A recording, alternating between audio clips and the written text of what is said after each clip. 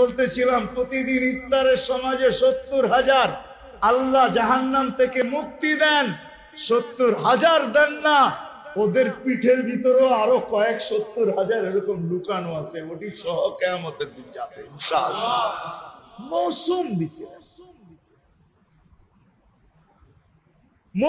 দিছিলেন যেখান থেকে প্রথমে ছিলাম আবার চলে যেতেছি, লফটা লম্বা হয়ে গেছে অনেক দূর। যে দৈনন্দিনের প্রয়োজনের জিনিস যারা বিক্রি করে তারা জানে যে সারা বছর আমি দৌড়ায় পারবো না, ইবাদত বন্দেগী দিয়ে বাড়তে পারবো না, আমি তো সহানুভূতি দিয়েই জান্নাত লেখা।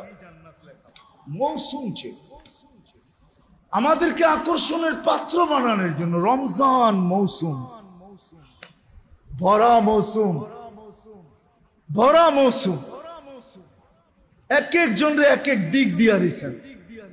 আপনি মনে করেন কেমন মৌসুম, কেমন আকর্ষণের পাত্র বানানোর জন্য আল্লাহ আল্লাহর রসুল কতটুকু নিচে চলে আসছে, কতটুকু নিচে। যদি আপনি ভাবেন তাহলে বুঝবেন।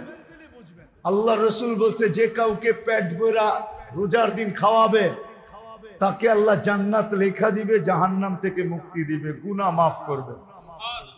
তো সাহাবা আয়েশা বলছে ইয়া রাসূলুল্লাহ, পেট ভরা আমরাই তো খাইতে পাই না, কারে খাওয়াবো?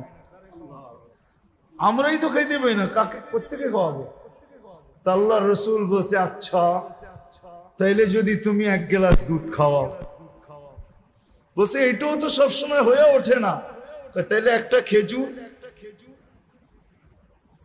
এটাও তো হয়ে ওঠে না। তো নামতে নামতে নামতে নামতে সুরবাতু মা আসছেন, সুরবাতু মা, এক গোট পানি যে রোজাদারকে পান করাবে, এক গোট পানি পান করাবে, এক গোট পানি। এটা কিন্তু বাবার বিষয়।